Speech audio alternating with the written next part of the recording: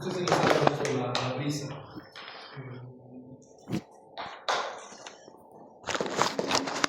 Como hablábamos del proceso, ¿no? Es un proceso de transición de vapor a líquido, ¿ya? Se puede cuantificar, ¿no? A través de esta ecuación. Esta ecuación es muy bonita porque es una ecuación que también ha sido usada para la cristalización fraccionada, ¿no? Una ecuación que nos habla de cómo se produce el destilado, ¿no? Tenemos una concentración inicial, ¿no? Muy próxima, digamos, a los estándares, ¿ya? Y a medida de que vamos, ¿no? Descargando porcentaje, digamos, ¿no? En este caso porcentaje de lluvia, ¿ya? Vamos a ir, digamos, modificando, como veíamos, ¿no? Los valores se hacían cada vez más negativos porque el isótopo liviano se va enriqueciendo, ¿no? Habíamos dicho que a medida de que nos vamos moviendo por las latitudes, el isótopo liviano es el que se enriquece, ¿ya? Entonces, a medida que hay descarga, podemos ver fracción de agua o de vapor que queda, ¿ya? Los valores se hacen cada vez más negativos, ¿no? En la fase vapor y en la fase líquida, ¿no?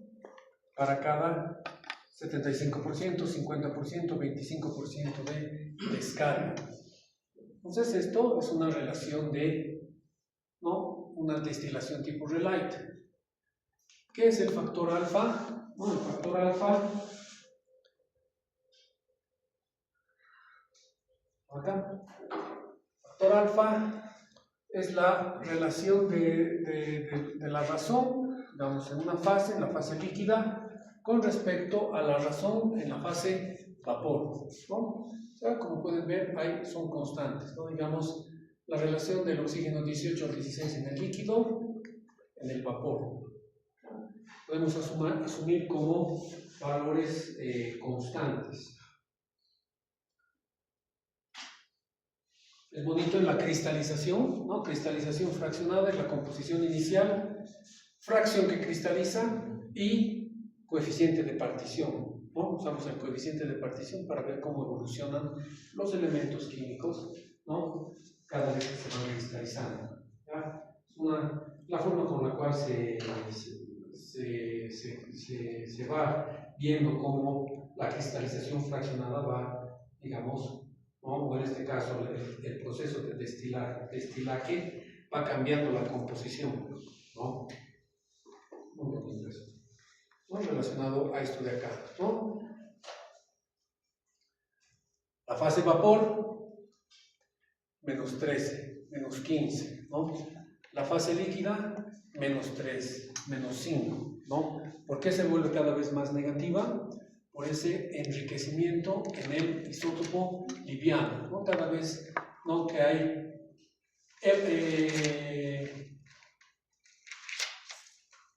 una fase líquida, luego evaporación, ¿no? Luego a partir de la fase gaseosa, otra vez hay una fase líquida, ¿no? Hay un proceso de destilación, ¿no? De concentración, ¿ya? Y eso va concentrando poco a poco, digamos, al isótopo liviano. ¿Vale? Con eso habíamos explicado este gráfico. ¿Por qué se hacen cada vez más negativos? ¿Vale? Porque a medida que nos movemos, ¿no? Hacia latitudes más cercanas a los polos, ¿no? Se da ese proceso de destilaje, ¿no? De destilación. Cada vez más y más se va concentrando, ¿no? El isótopo liviano y por lo tanto tenemos cada vez valores más negativos, ¿no? Decíamos que son valores negativos porque están en relación de la fórmula de delta, ¿no? Es el valor de las razones menos el estándar, ¿no? La razón es el isótopo positivo, el isótopo isótopo pesado sobre el isótopo liviano. Entonces se hacen cada vez más negativos. ¿Ya? Yerko nos preguntaba, para la zona andina, ¿cómo es? ¿Ya? Entonces ahí Nazaret nos ha colaborado. Acá ya lo tengo. ¿No? No sé si lo han podido revisar. Ya, un trabajo bien bonito, ¿no? En este caso son canadienses, ¿no? Y americanos, ¿no? Reconstrucción de isótopos estables, ¿no? Del Holoceno, ¿no? O sea, cómo era el clima hace aproximadamente 50.000 años. ¿Ya? Acá está. Entre 6.000 y 2.000 años, ¿no? O sea, el Holoceno. Entonces, bueno, ellos han hecho, no necesitamos ver todo el artículo, ¿ya? Pero podemos ver, acá están los datos, esto es bien bonito, ¿no? Tanto del oxígeno 18 como del hidrógeno, ¿no? Toditos son negativos, ¿ok? Son del ciclo hídrico. Acá los han tanto madurados, tanto en la cordillera, ¿no? En Cochabamba, como en la cordillera real. Fíjense, algo muy importante en la investigación es, tienes que mostrar los datos, tienen que estar ahí disponibles. Para que un artículo sea científico, sea, digamos, publicado, siempre tienes que mostrar los datos, ¿no? Porque una de las características es que tiene que haber reproductibilidad. Por ejemplo, nosotros podemos usar esos datos y crear nuestro gráfico. De eso se trata. Y como les mostraba en la clase virtual, ahí está, ¿no? Tenemos la línea meteórica precisamente para esta región, ¿no?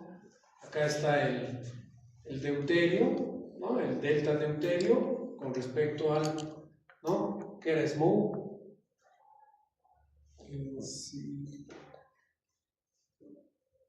Sí, bien, ¿no?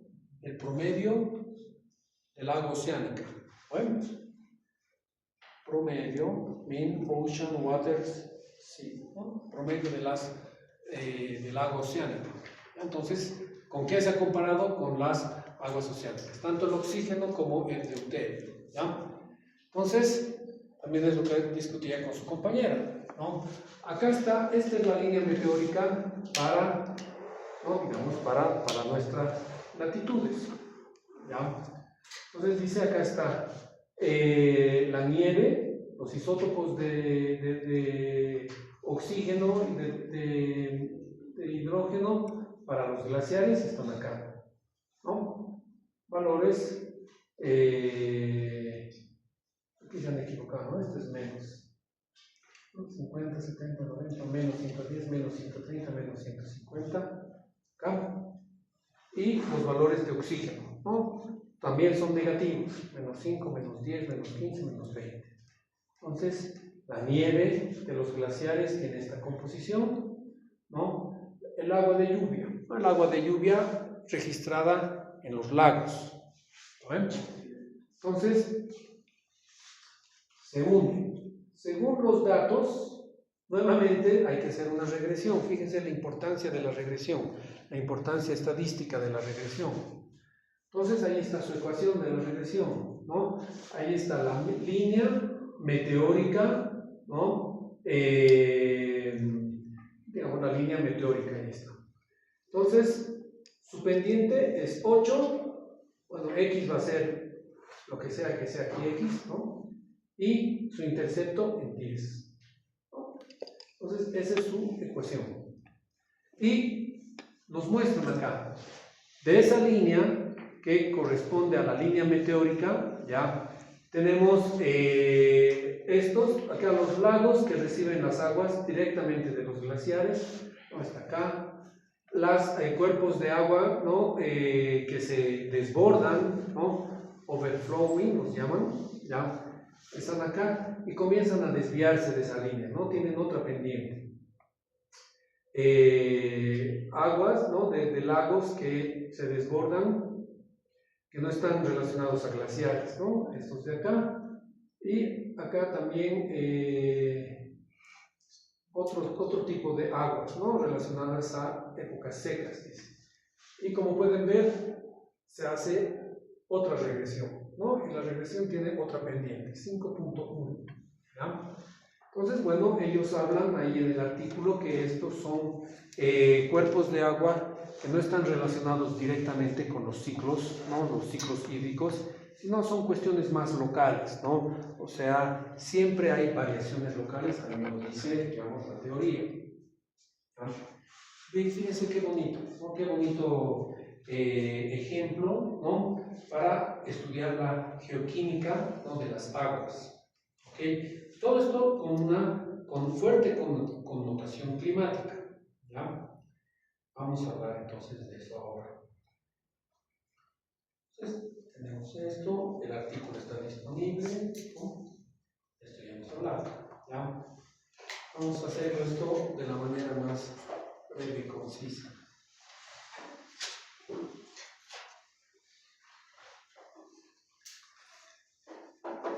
Una de las mejores, ¿no? Como estamos viendo, ¿no?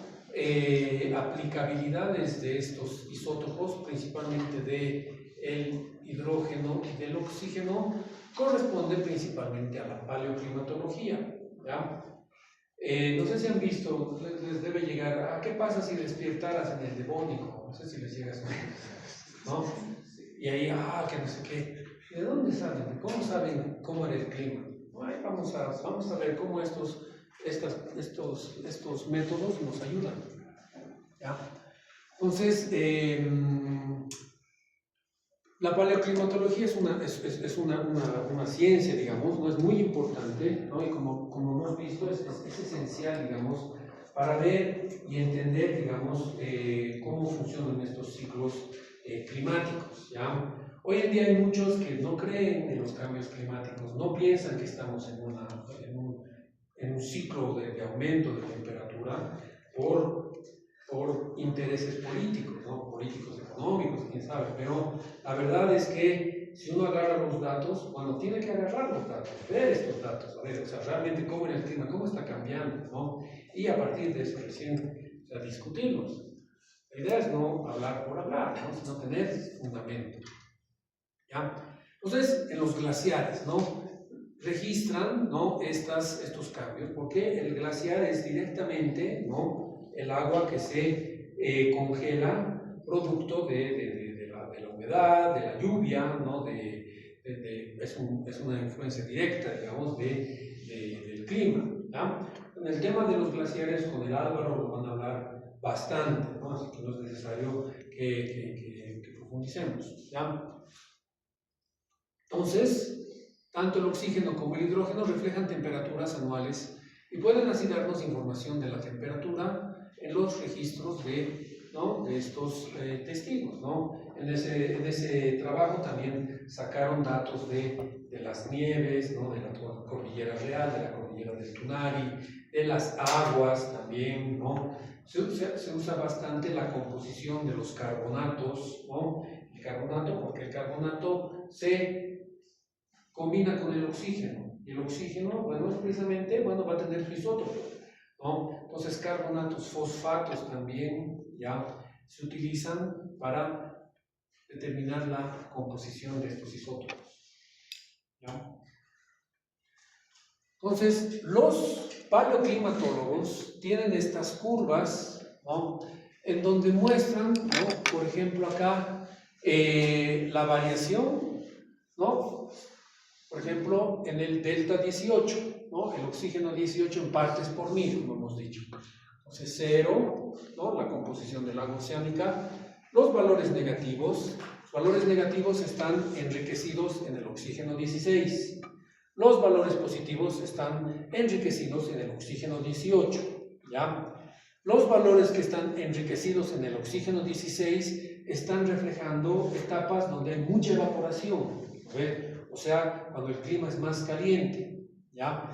Y los que están, ¿no?, con valores positivos van a ser, ¿no?, lo contrario, cuando el clima es más frío. Se están diciendo variaciones climáticas, ¿no?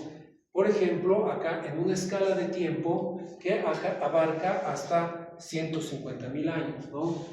Pleistoceno, ¿ya? Fíjense, un registro, ¿no?, del clima, ¿no?, desde 150.000 años al presente, ¿no? Como podemos ver, acá estamos reflejando, digamos, ¿no?, incrementos, ¿no?, casi llegar a nuestros días actuales. Si no, podemos ver acá la variación de la temperatura, ¿no? Variaciones de la temperatura,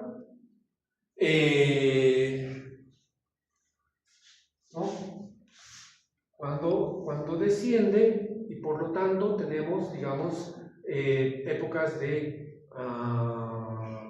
glaciares, ¿no?, glaciaciones. Todas las glaciaciones van a corresponder a los puntos más bajos, ¿no? O sea, pequeñas eras glaciares, ¿no? Épocas bastante frías, ¿no? Y las épocas de mayor temperatura, ¿no? O sea, la temperatura es algo que se puede, como vamos a ver, registrar directamente, ¿no? Las épocas más altas, ¿no?, la temperatura es más alta en realidad, ¿no?, asociada, ¿no?, a un aumento en el isótopo pesado. Ahí me he equivocado, ¿no? O sea, el isótopo pesado está reflejando los aumentos de temperatura, el isótopo liviano los descensos, ¿ya? Y ahí tenemos las variaciones en los isótopos de hidrógeno.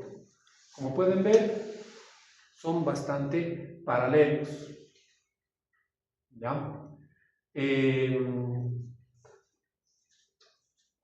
Entonces, ahí, ¿qué son los parámetros que están controlando, digamos, estas variaciones, ¿no? Vamos a ir ahí. Tenemos esta relación que se ha observado, ¿no? La temperatura está directamente relacionada, ¿ya?, a la diferencia de la composición isotópica del material, en este caso la calcita, ¿no?, y la composición isotópica del agua, ¿ya? Entonces, se sabe la composición isotópica del agua, ¿no? Se mide la composición isotópica del material. En este caso, ¿no?, son carbonatos de foraminíferos, ¿no? O sea, organismos que se forman en cuerpos de agua. Y estos organismos, ¿no?, fabrican su esqueleto, ¿no?, a través de toma del oxígeno. O sea, están en equilibrio con el oxígeno del ambiente, ¿ya? Y obviamente ese oxígeno tiene una composición isotópica, ¿ya? Entonces, esa relación es directamente proporcional a la temperatura, ¿no?, más estas constantes. ¿No? Por ejemplo, ahí Urey es Urey y Emiliani, ¿no?, a través de regresiones, ¿no? Fíjense, toda la importancia estadística, ¿no? A través de regresiones pueden establecer, digamos, ¿no?, ecuaciones para determinar, ¿no?, por ejemplo, la temperatura. ¿Por qué sabes la temperatura? Por la relación isotópica, ¿no? Entonces, esa formulita es muy importante, digamos, lo usan en paleoclimatología para determinar, ¿no?, estos cambios en temperatura, ¿ya? La temperatura es la temperatura del océano, ¿ya? Ahora, bueno, ¿por qué es importante la temperatura del océano? Porque la temperatura de los océanos es la que regula la temperatura global, ¿ya? Aumentos en esta temperatura van a provocar, digamos, aumentos a nivel global, ¿ya? Tanto la temperatura o como lo que dicen los que viven en el hemisferio norte, pero hasta cierto punto tienen razón, digamos, el clima del hemisferio norte es el que controla a todo el planeta. Y uno dirá, ¿pero por qué? Yo vivo en el hemisferio sur y a mí qué, digamos, ¿no? El problema es que la mayoría de los continentes y de la superficie que está expuesta a glaciares, ¿no?, y estos controlan el clima mundial, está precisamente en el hemisferio norte, no es simplemente una localización de masas, ¿ya? Entonces, obviamente esto es tanto, saben, ¿no? De la deformación hacia los polos debido al tipo de proyección, ¿no? Es una proyección geográfica que los incrementa, ¿no? Incluso los tamaños de Norteamérica están incrementados, son los que están cerca del Ecuador, los que presentan la escala más real, ¿no? Hay una deformación. Pero este trabajo está relacionado a estos foraminíferos, ¿no? La relación la podemos ver ahí en función a la composición isotópica, ¿no? Hay digamos, una dependencia lineal. A mayor diferencia entre el valor isotópico del foraminífero y el agua de mar, ¿no? Mayor va a ser la temperatura. O sea, ¿por qué? Porque estos animales, ¿no? O sea, viven en equilibrio, ¿no? Construyen su esqueleto, ¿no? En función de el calcio y el oxígeno del agua oceánica, ¿no? Entonces, las temperaturas van a ser determinadas en función a estas características. Súper bonito. Más adelante. Fíjense este cuadro, ¿no? Les voy a mostrar uno inclusive mucho más interesante. Este va hasta el Paleógeno, ¿no? 60 millones de años, ¿no?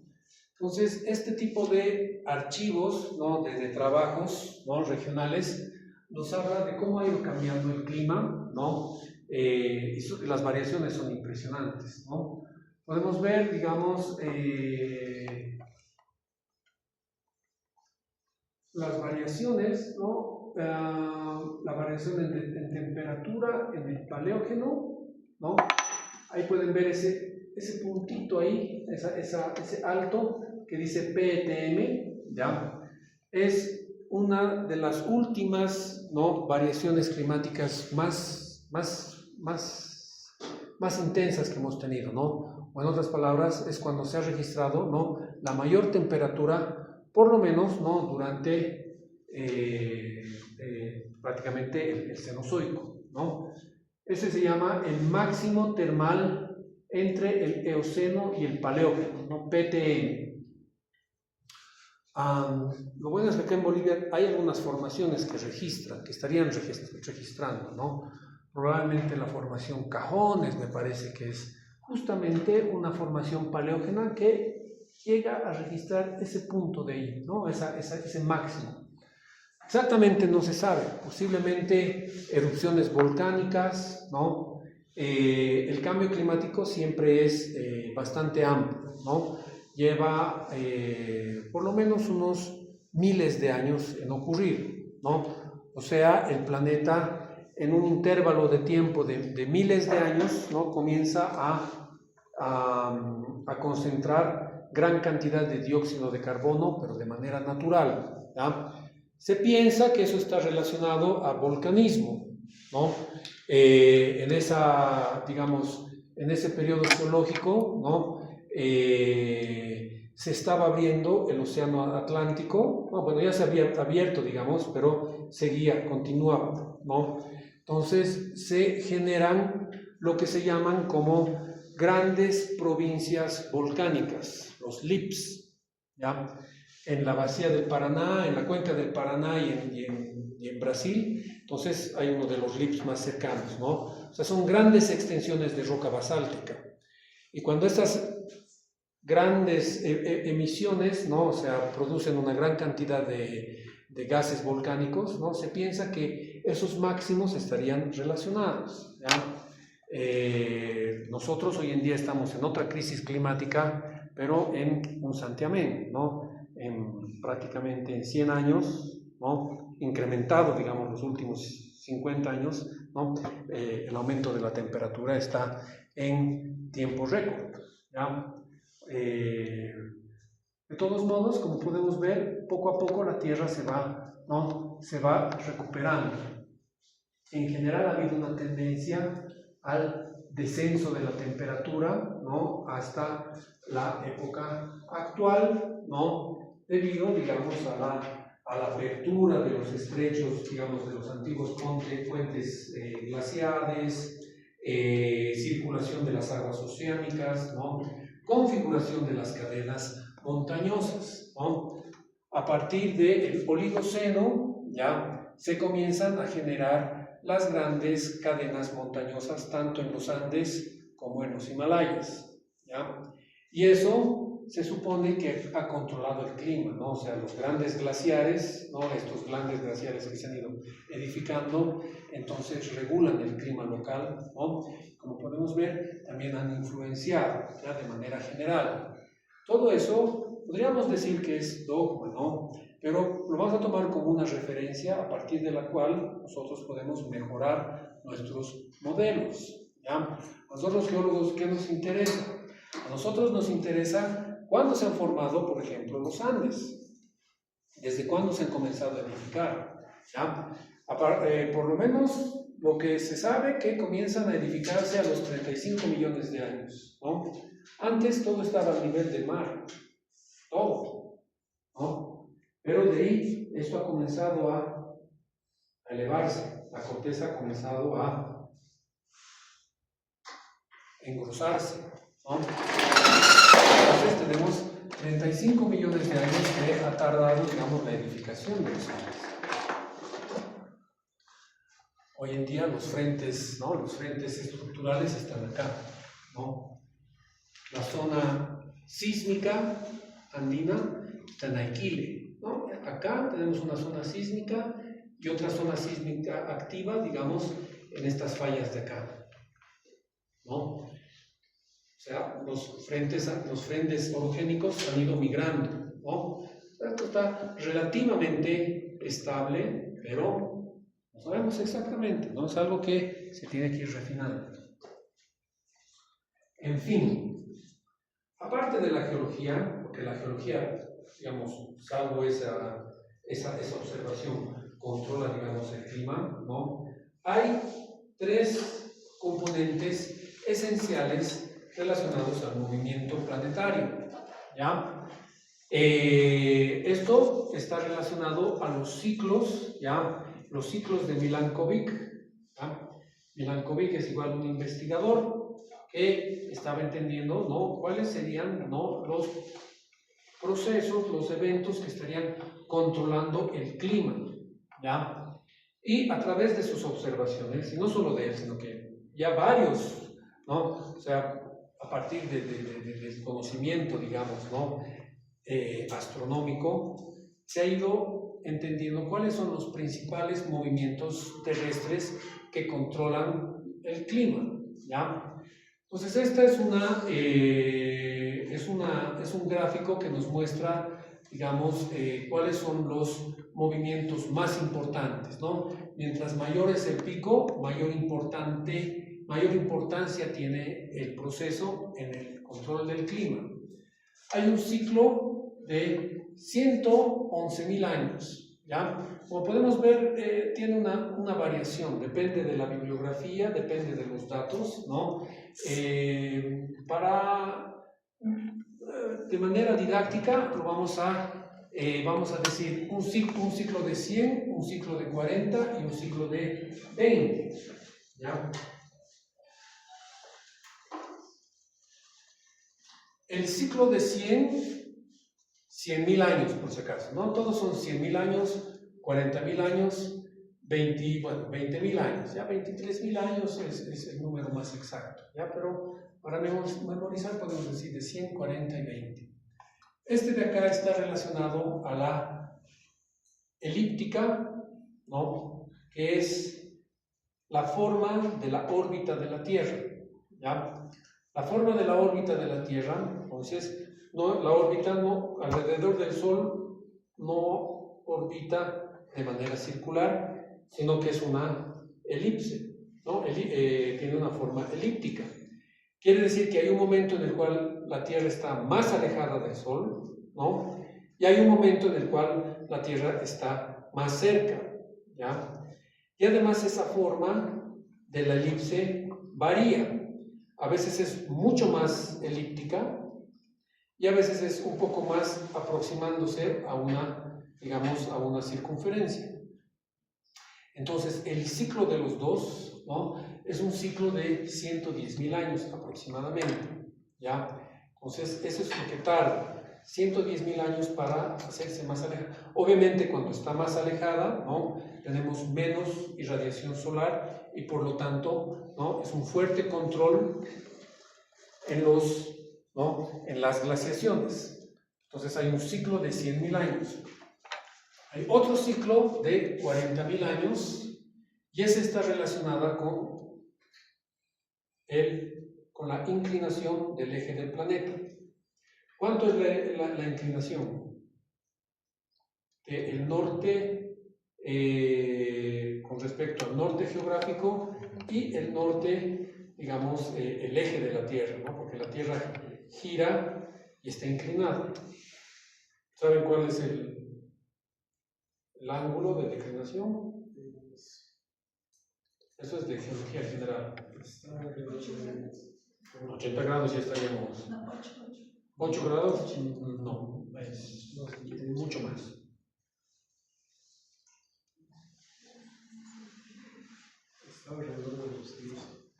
10 no, más es. 23 grados es. Eso es la geología general, ¿no? Antes nos enseñamos. ¿Qué hacen sus docentes de geología general? 23, ¿no? El ciclo de 23, entonces es un ciclo que está relacionado a el bamboleo de la Tierra, ¿no? La Tierra no solo gira, ¿no? No solamente está ese ciclo este ciclo de oblicuidad o el ciclo el ángulo de la Tierra también, ¿no?, va variando. Bueno, antes les explicaré esto, ¿no? Cuando está más inclinada, ¿no?, más o menos 24 grados, y cuando está menos inclinada, ¿no?, más o menos 22 grados. Entonces, esa inclinación tiene un ciclo de 40.000 años. Entonces, ya son dos ciclos, ¿no? La elíptica, la inclinación, y aparte tenemos el del bamboleo.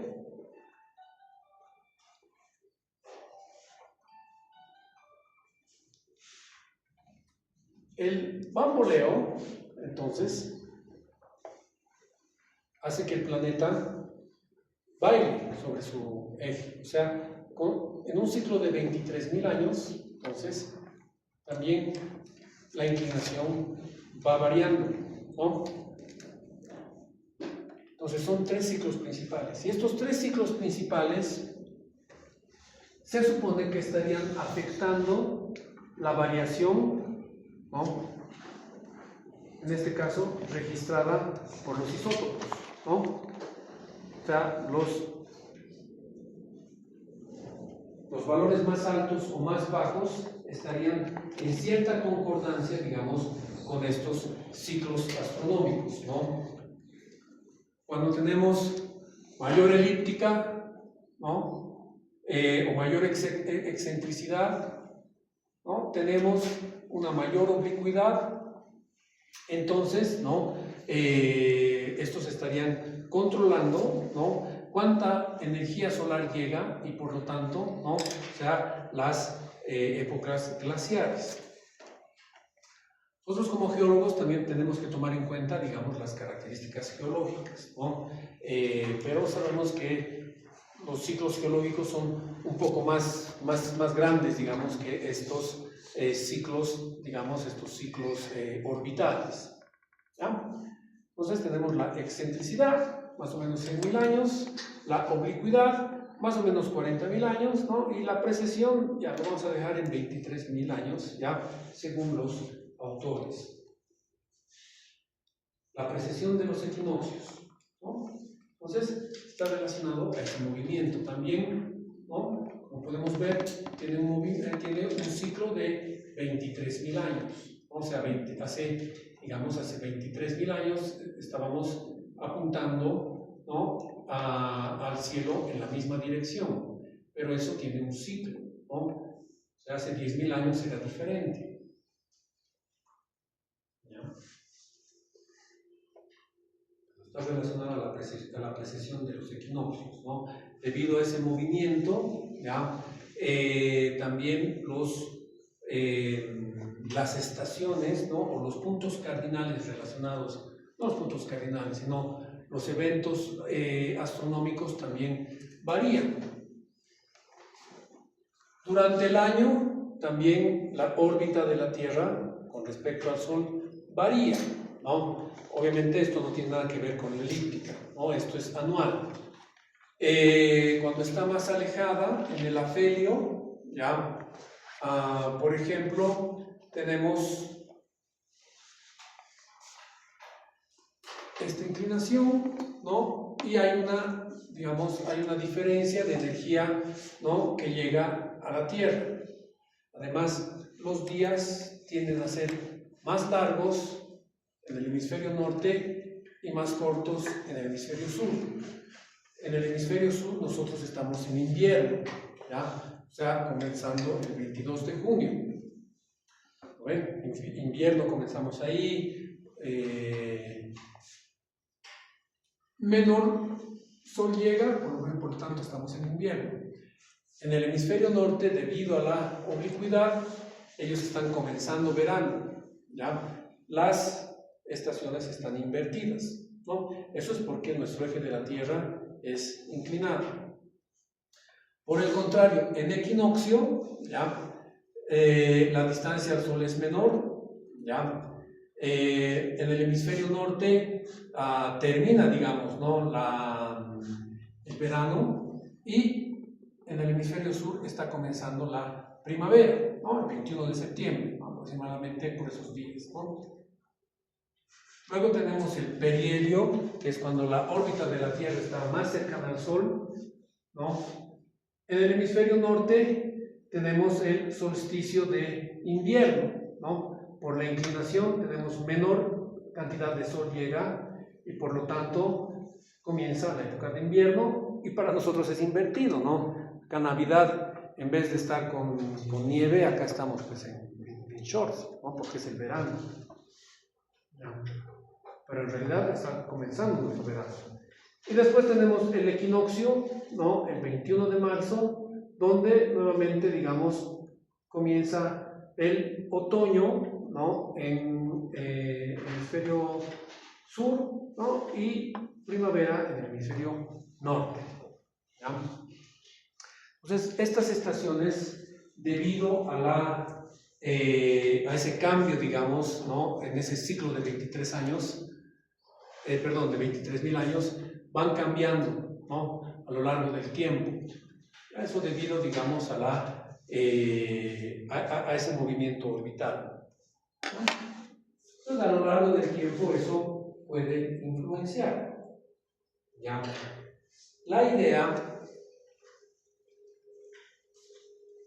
es que si nosotros vemos esas variaciones cíclicas en función, digamos, ¿no? Hay los 100.000 años, ¿no?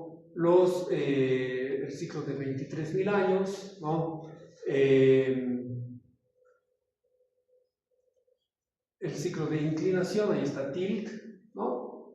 Se supone que en una escala de tiempo de 400.000 años, ¿no?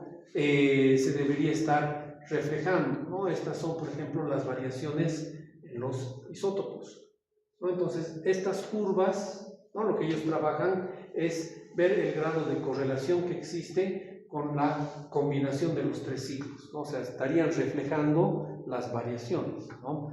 Es así como la trabajan los paleoclimatólogos para determinar el tiempo y las variaciones climáticas.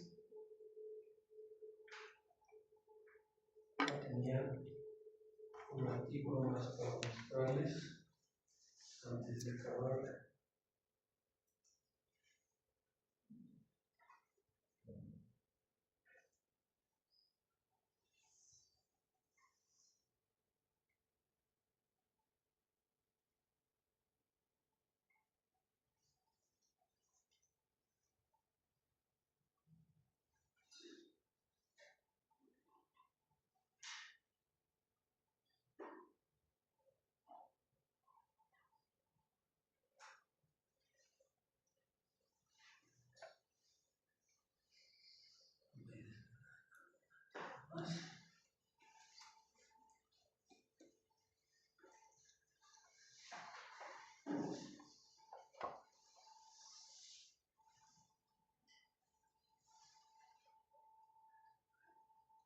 importa, ahí lo vamos a ver.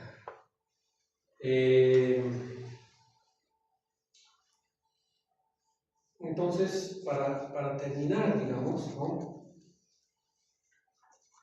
Como podemos ver, estos isótopos estables, ¿no? Porque no se tienen que olvidar, estos son isótopos estables, ¿no? Nada que ver con la parte radiogénica, están usados principalmente para controlar los ciclos, ¿no? Y el cambio climático, ¿ya? Hay fuertes variaciones, ¿no? O sea, dependen muchos factores, pero hay tendencias, ¿no? Por ejemplo, para el Paleozoico, ¿no? Se indica que, según este registro, digamos, a partir del Cámbrico, ¿no? O sea, ha habido un descenso de temperatura muy drástico, ¿no? Por lo menos lo que dicen estos isótopos es que el clima para el Ordovícico, del Cámbrico al Ordovícico, ¿no? Era bastante alto, ¿no? O sea, las temperaturas promedio de la superficie durante el Ordovícico eran de casi 40 grados, ¿no? Pueden imaginar, eran fuertes desiertos, ¿ya? Pero esto ha ido bajando, ¿no? Ha ido bajando poco a poco, más o menos ya a finales del Pérmico el clima era un poquito más estable, pero las temperaturas eran muy altas, ¿ya? Y eso como en función a estudios isotópicos. ¿Ya? Ese paper se nos voy a pasar a la próxima clase para no cansarnos más. Pero los indicadores climáticos, ¿no? Están relacionados a estos isótopos, ¿no? y su registro, ¿ya? Es bien importante, ya que cuando se tomen en cuenta escalas geológicas así grandes, ¿no? También es importante ver el movimiento continental, ¿no? O sea, los continentes han ido moviéndose y eso también influencia, ¿no? El paso de las corrientes, ¿no? El clima en general. O sea, la geología también controla, ¿no? Desde adentro al clima, ¿no? Hay otras corrientes que más bien nos dicen que es la geología la que está controlando principalmente los cambios climáticos, ¿no? Debido a los nuevos ambientes que se van creando, las cordilleras, etcétera, etcétera. Eso también influencia al clima mundial, ¿ya? Entonces, podríamos decir que es una combinación de tanto movimientos orbitales como movimientos geológicos también, un control geológico, debido a que esto también tiene mucha importancia en el clima y en los microclimas que se van creando. Ahí quedaremos. ¿Alguien tiene alguna pregunta de estos isótopos? Tiene que las cuestiones más importantes, ¿no?